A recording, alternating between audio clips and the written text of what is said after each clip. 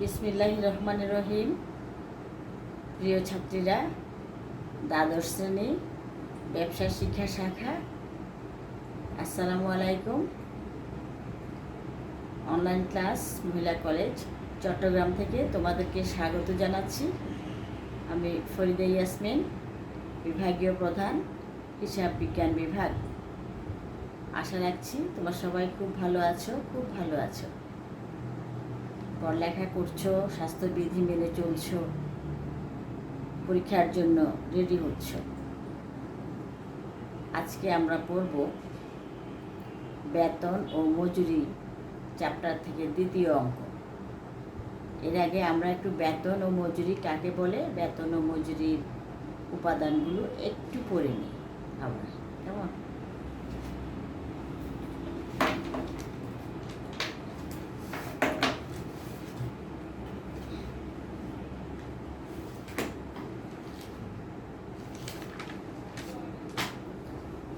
মজুরি হচ্ছে শ্রমের দাম, মজুরি। শ্রম বিক্রি করবে, মজুরি পাবে। মানসিক ও কায়িক শ্রমের বিনিময়ে মানুষ যে অর্থ উপার্জন করে তাকে মজুরি বলে। বেতন যে কোনো ব্যবসায়িক প্রতিষ্ঠানে বা উৎপাদনকারী প্রতিষ্ঠানে বা অন্য কোনো প্রতিষ্ঠানের ব্যয়ের একটি অনেক বড় খাত, প্রধান খাত।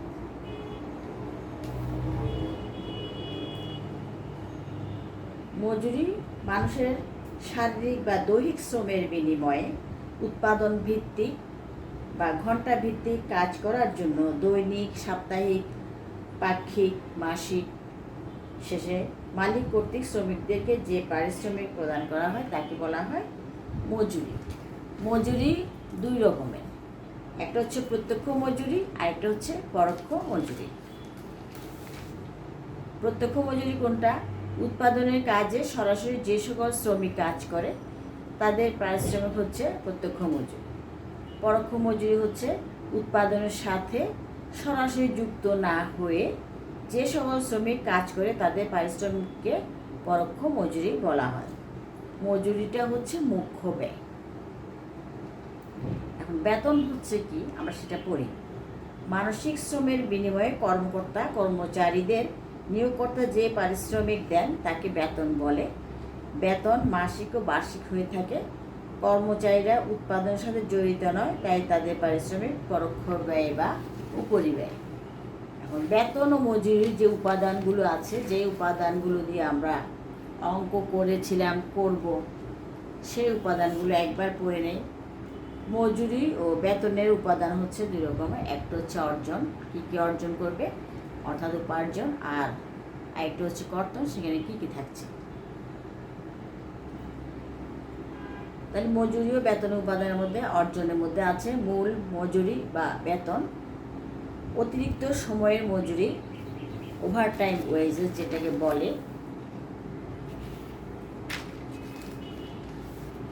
মহার্ঘ ভাতা, বোনাস, বাড়ি ভাড়া, পরিপূরক সুবিধা। তার মধ্যে আরও আছে আয়কর, ইনকাম ট্যাক্স, নাম শুনেছ নিশ্চয়ই। আয়কর সীমা অতিক্রম করলে কর দিতে হবে সরকারকে, যে কোনো কর্মচারী বা শ্রমিককে। নিয়োগকর্তা তার বেতন থেকে কি কি কাটা যাচ্ছে, কর্তন যেটা বলেছিলাম, তার বেতন থেকে কাটা যাচ্ছে প্রভিডেন্ট ফান্ডের চাঁদা, আয়কর, গ্রুপ বিমায় কর্মীর দান, অন্যান্য কর্তন আরও যা আছে সেগুলো হচ্ছে কল্যাণ তহবিলে কর্মীর দান, গৃহ নির্মাণ বা অন্য যে কোনো ঋণ, অগ্রিম বেতন, প্রভিডেন্ট ফান্ড থেকে ঋণ বা কর্তন, এগুলো। এখন আমরা উপাদানগুলো জানলাম, মজুরির সংজ্ঞাটা পড়লাম দ্বিতীয়বার করে বেতনের সংজ্ঞা পড়লাম। একটা অঙ্ক করেছিলাম সেদিন বিবরণী আকারে। আজকে আরেকটা অঙ্ক করব, সেটা হচ্ছে ছক আকারে। আমরা এখন অঙ্কটা করি। সবাই নিশ্চয় বই খাতা নিয়ে এতক্ষণেও তোমরা উপস্থিত হয়ে গেছো। এখানে একটা প্রশ্ন দেয়া আছে, মজুরি ও বেতন 2015 সালের জুলাই মাসের কাজল ও সিদ্দিকের বেতন রেজিস্টার তৈরি করো। একটা বেতন রেজিস্টার তৈরি করতে বলেছে। আমার প্রশ্নটা একবার পড়ি। বিবরণ: কাজল আর সিদ্দিক দুইজন কর্মচারী। মূল বেতন কাজল 1000 টাকা পায়, সিদ্দিক 2000 টাকা পায়। মহার্ঘ ভাতা মূল বেতনের পার্সেন্টেজ হারে 20% করে মহার্ঘ ভাতা দুজনেই পায়। বাড়ি ভাড়া ভাতা দুজনেই 50% করে পায়। আপ্যায়ন চিকিৎসা ভাতা দুজনে 200 টাকা করে পায়। আপ্যায়ন ভাতা কাজল পায় 50 টাকা, সিদ্দিকের কোনো আপ্যায়ন ভাতা নাই। বোনাস কাজল পায় 200 টাকা, সিদ্দিক পায় 300 টাকা। প্রভিডেন্ট ফান্ডে কর্মীর দান মূল বেতনের পার্সেন্টেজ হারে দুইজনেই দান করে 10% করে প্রভিডেন্ট ফান্ডে টাকা রাখে, দুইজনে 10% করে। মজুরি হতে অগ্রিম কর্তন কাজল কর্তন করে না, কিন্তু সিদ্দিক কর্তন করে 20 টাকা। প্রভিডেন্ট ফান্ড থেকে অগ্রিম কর্তন দুজনেই কর্তন করে। কাজল কর্তন করে 100 টাকা আর সিদ্দিক কর্তন করে 50 টাকা।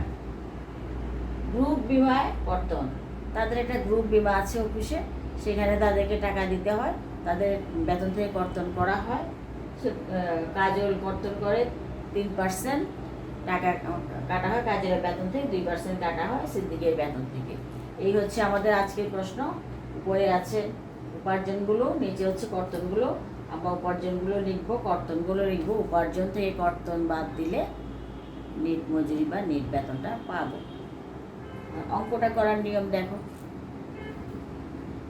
অঙ্কটা একটা ঘর করতে হবে, অর্থাৎ যতগুলো আইটেম দিবে অতগুলো ঘর করতে হবে।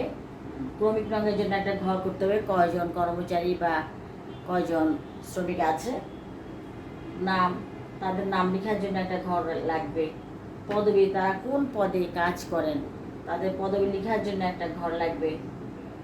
অর্জনের ভিতরে মূল বেতন, যা যা বেতনের উপাদান যেগুলো পড়েছি ওরা পাচ্ছে। মূল বেতন, মহার্ঘ ভাতা, বাড়ি ভাড়া ভাতা, চিকিৎসা ভাতা, আপ্যায়ন ভাতা, বোনাস, মোট উপার্জন, অর্থাৎ ওরা কি কি উপার্জন করলো, বেতন মজুরি সহ। আবার তাদের যে আনুষঙ্গিক যে মূল বেতন ছাড়া অন্যান্য উপাদানগুলো আছে সেগুলো উপার্জনের মধ্যে কী কী আছে, তারা কী কী উপার্জন, প্রত্যেকটার জন্য একটা করে ঘর করতে হবে। মোট বেতনের জন্য একটা ঘর করতে, মোট উপার্জন বা বেতনের জন্য একটা ঘর করতে হবে। এরপরে কর্তনগুলোর জন্য, কর্তনের জন্য কয়টা ঘর আছে দেখো। প্রভিডেন্ট ফান্ডে কর্মীর দান একটা ঘর, বেতন হতে অগ্রিম কর্তন 2টো ঘর, প্রভিডেন্ট ফান্ড হতে অগ্রিম কর্তন 3টা ঘর, গ্রুপ বিমা কর্তন 4টা, আবার মোট কর্তনের জন্য একটা ঘর, নিট বেতন বা মজুরি পাশে আরও 2টা ঘর আছে ছোট ছোট। একটা হচ্ছে চেক নাও আর একটা হচ্ছে স্বাক্ষরের জন্য। ওগুলো তোমরা বই দেখে করে নেবে, কেমন? এখন আমরা অঙ্কটা শুরু করি। আমরা দুজনের নাম দিলাম, কাজল সিদ্দিক। কাজলের এগুলো সব এই বরাবর বসবে, সিদ্দিকের এগুলো সব এই বরাবর বসবে। এগুলো বসে দুজনটা আলাদা আলাদা যোগ হবে, আবার একা একাও যোগ হবে এদিকে, আবার আলাদা আলাদা যোগ হবে এদিকে। এখন আমরা করি। কাজলের মূল বেতন হচ্ছে 1000 টাকা। 1000 টাকা কাজলের বেতন, কাজলের ঘরে বসালাম। সিদ্দিকের মূল বেতন হচ্ছে 2000 টাকা, 2000 টাকা সিদ্দিকের ঘরে বসালাম। 2 নম্বরটা হচ্ছে মহার্ঘ ভাতা মূল বেতনের পার্সেন্টেজ হারে 20% করে। তো মহার্ঘ ভাতা 1000 টাকার 20% আমরা বের করবো। 10% হচ্ছে 100, তাহলে 20% হলে 200 হবে, 200 টাকা। সিদ্দিক 2000 টাকা ওর মূল বেতন, তারটা হচ্ছে 20%, 2000-এর 10% হচ্ছে 200, 20% হলে 400। বুঝেছ? এখন আমরা দেখি বাড়ি ভাড়া ভাতা দুইজনেরই 50% করে, অর্থাৎ মূল বেতনের। ওরা যা বেতন পায় তার অর্ধেক অর্ধেক ওরা বাড়ি ভাড়া প্রদান করে। সেটা কি দেখো, বাড়ি ভাড়া পায় নিয়োগকর্তার কাছ থেকে। বাড়ি ভাড়া কাজলের 1000 টাকার 50% হচ্ছে 500 টাকা বাড়ি ভাড়া। সিদ্দিকের 2000 টাকার 50% হচ্ছে 1000 টাকা। আমরা আবার কি করব, মূল বেতন পেলাম কাজলের সিদ্দিকের, কাজল 1000, সিদ্দিক 2000, 2000 আর 1000 এই 3000 সাথে সাথে যোগফলটা নিচে লিখে ফেলব। মহার্ঘ ভাতা কাজলের 200, সিদ্দিকের 400, 4 দিয়ে 600 লিখে ফেলবো, সাথে সাথে যোগ। বাড়ি ভাড়া 500 টাকা কাজলের, 1000 টাকা সিদ্দিকের, তাহলে 1000 আর 500 হচ্ছে 1500 টাকা। চিকিৎসা ভাতা এখানে লেখা আছে চিকিৎসা ভাতা 200 টাকা করে দুজনের, কাজল 200 টাকা, সিদ্দিক 200 টাকা, 2 দিয়ে 400 টাকা।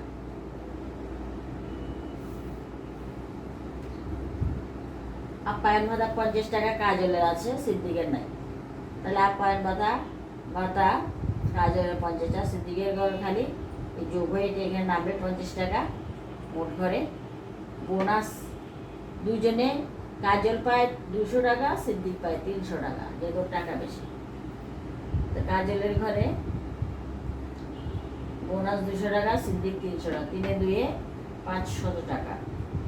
তাই এখন আমরা মোট বেতন যোগ করবো। কাজলের মোট বেতন হচ্ছে, এগুলো সব যোগ করলে এখানে আসছে 2150 টাকা। সিদ্দিকের মোট বেতন যোগ করলে হচ্ছে 3900 টাকা। দুজনের মোট বেতনটা যোগ করি 6050 টাকা। এটা হচ্ছে মোট উপার্জন। এখন আমরা মোট উপার্জন থেকে তাদের কর্তনগুলো লিখে বাদ দিয়ে দেব।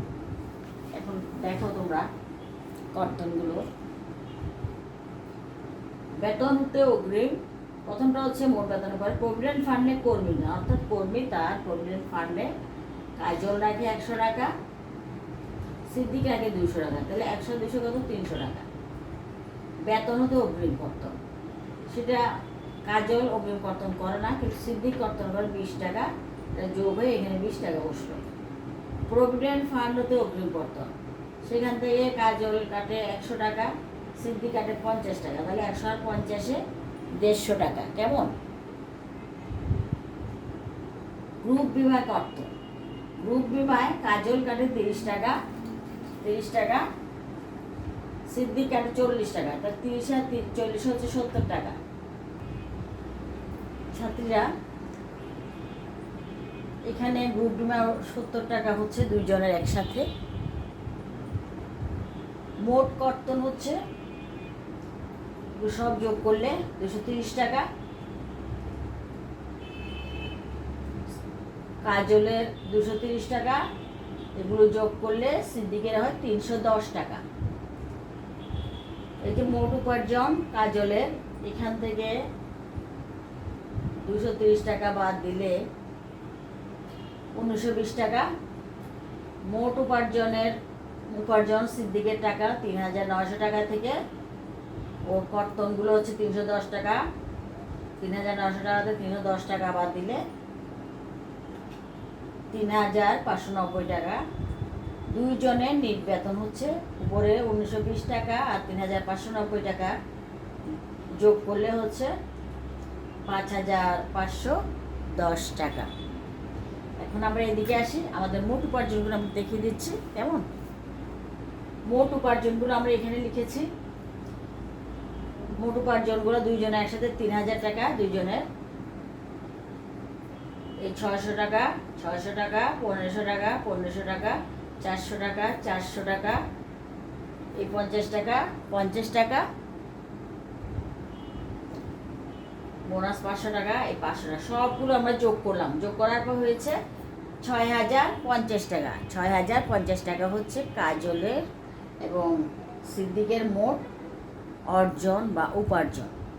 এখন ওদের কর্তন সবগুলো তো আমরা আগে যোগ করে দেখিয়েছি। এখন আমরা কর্তনগুলো আবারও লিখে দেখাচ্ছি। কর্তন হচ্ছে দুইজনের একসাথে কর্তনটা। দেখো এই 300 টাকা, 300 টাকা, 20 টাকা, 20 টাকা, 150 টাকা, এখানে বসলাম 150 টাকা, এই 70 টাকা বসলাম 70 টাকা। তো কর্তন হচ্ছে মোট 540 টাকা। মোট উপার্জন হচ্ছে 6050 টাকা, এই মোট উপার্জন তো 6050, এখানে বসালাম। মোট কর্তন 540 টাকা, 50 টাকা থেকে মোট কর্তন, নিচেরটা হচ্ছে কর্তন, বাদ দিলে 540 টাকা বেতন বের হচ্ছে 5510 টাকা, 5510 টাকা। এই হচ্ছে অঙ্কটা, খুবই সহজ, তোমরা প্র্যাকটিস করবে ভালো করে, অবশ্যই পারবে, অনেক সহজ অঙ্ক।